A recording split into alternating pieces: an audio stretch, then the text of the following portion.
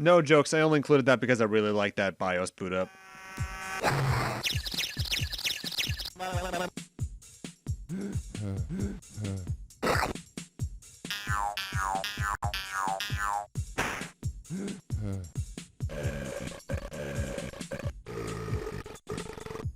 Pardon me.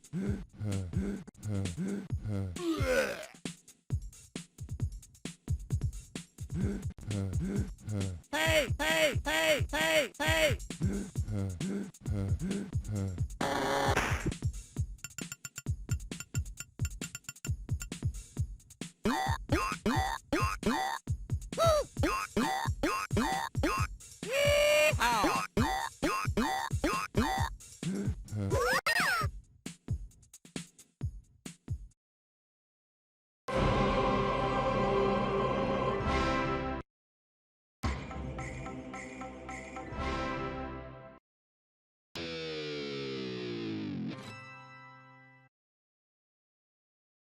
Earthworm Jim.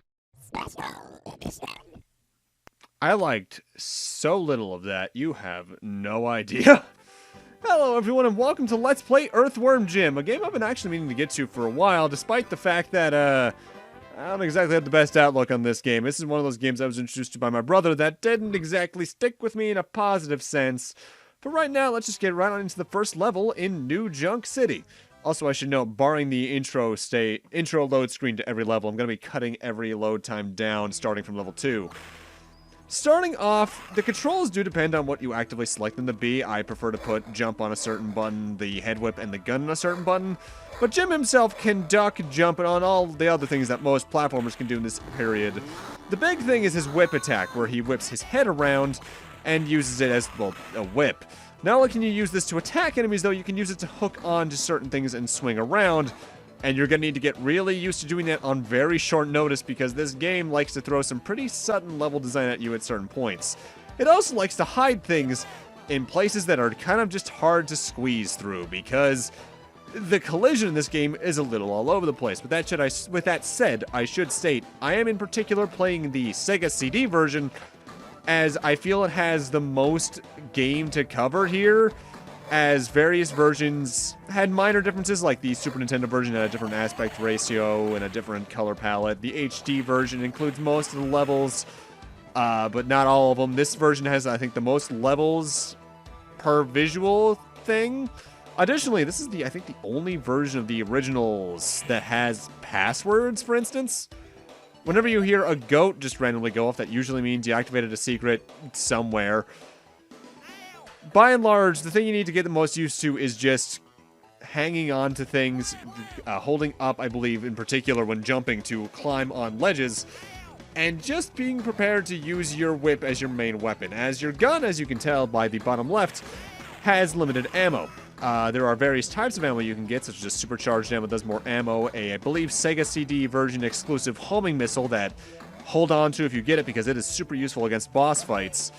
But the main ammo you're going to be getting is just normal plasma, and you can get that in spades. There are thousands you can take a hold of at a time, and you can still worm through it pretty quick because you hold down the button to fire, and you can waste hundreds in seconds.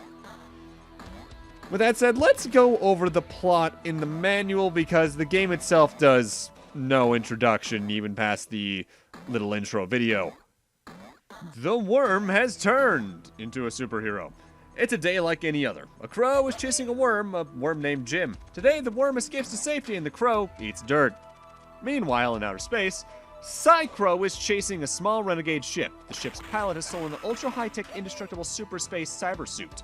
Psycrow overtakes the renegade ship and they face off head-to-head. Psycrow pulls his gun, the renegade pulls an even bigger gun. Wrought with gun envy, Psycrow pulls out a huge monster gun. The renegade, realizing he's been outmatched, pleads for mercy, but Psycrow, under direct orders from the evil queen, pulsating, bloated, festering, sweaty, pus-filled, malformed slug for a butt, blasts the renegade and his entire ship to smithereens. The suit falls gently to a strange planet below. The strange planet is our planet, Planet Earth. Back on Earth, our slimy hero is wondering if it's safe and if he has eluded the crow. Jim looks left, then right. It seems he's given the crow the slip. Jim returns to his normal daily life, cruising about avoiding crows and doing other general worm-like things. Until Jim is suddenly struck by a very large, ultra-high-tech, indestructible super space cyber suit. Through sheer luck, Jim rests safely in the neck ring of the suit. Suddenly, the ultra-high-tech space particles in the suit begin interacting with Jim's soft, wormy flesh. A radical light-speed evolution takes place, making him resemble less so a common earthworm and more so this thing with eyes. Jim soon realizes he's in control of the suit, and we witness the birth of Earthworm Jim. Jim checks out the suit and he notices a red thing he attached to his side, which just happens to be a plasma blaster. He pulls it out of the holster and starts playing with the buttons. Meanwhile, off in the distance, the crow is still looking for his lunch. Jim finds the trigger and lets loose with a plasma blast. Blammo! The crow is torched. He is committed murder. Taking a moment to gather his thoughts, Jim leans up against a tree. Due to the suit's incredible strength, Jim forces the tree over right on top of the now barely conscious crow. His lifetime nemesis is never to be seen again. Double murder!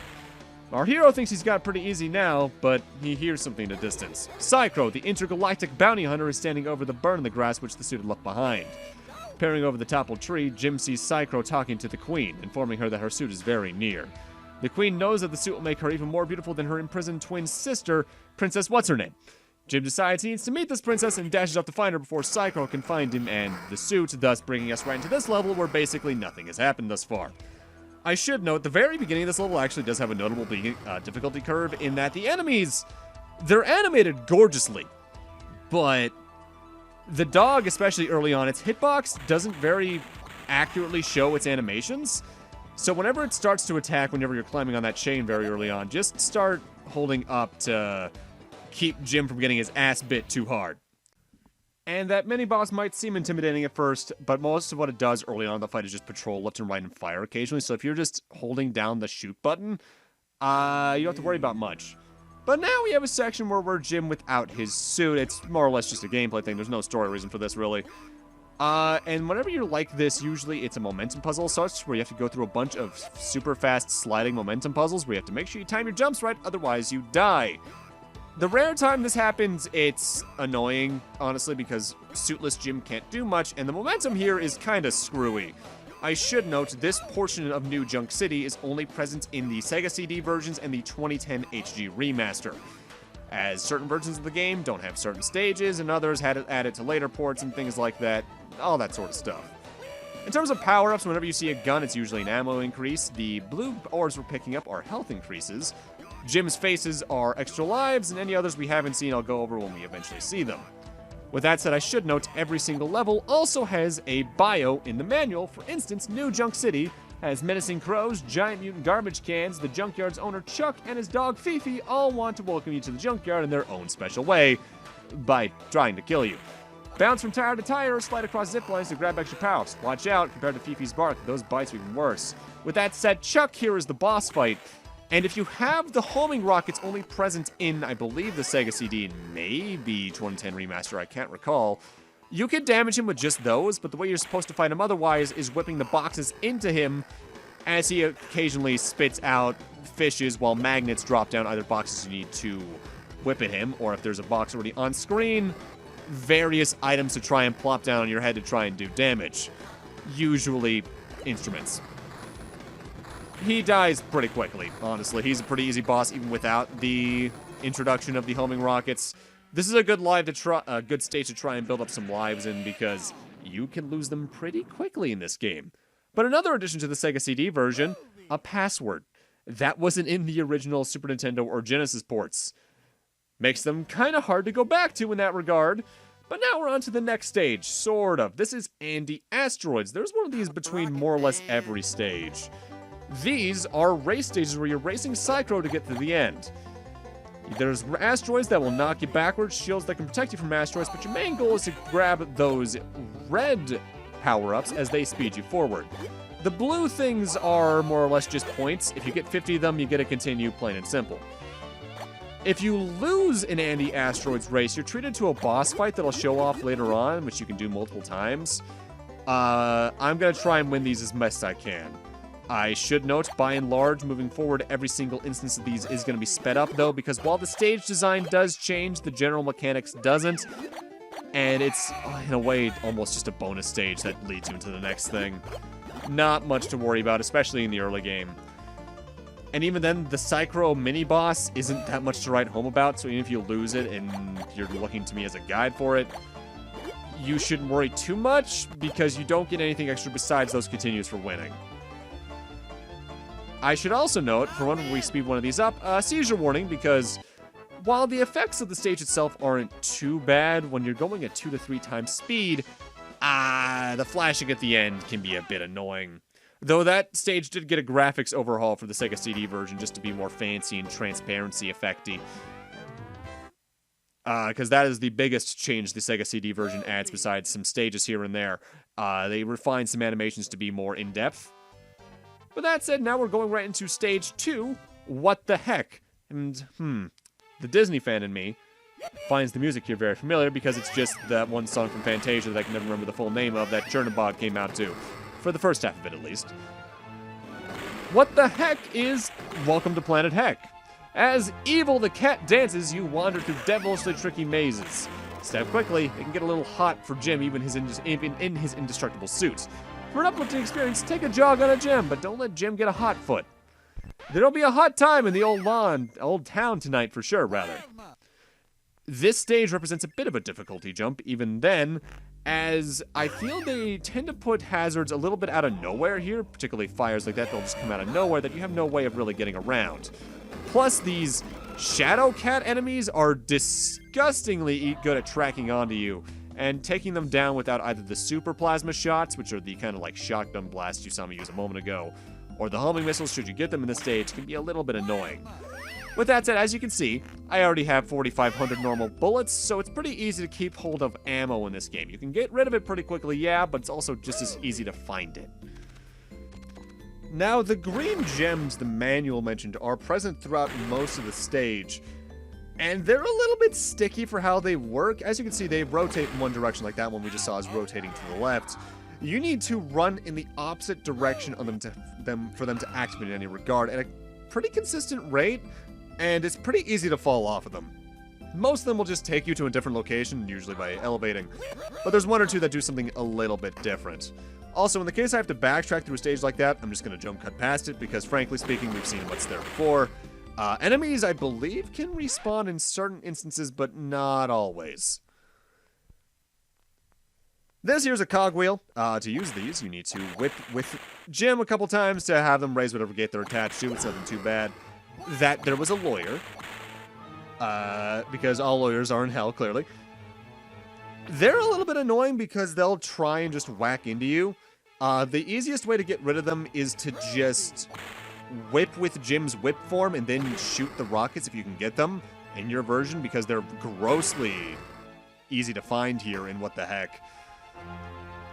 I believe part of this stage was added for the special edition. I think it's right before the mini-boss.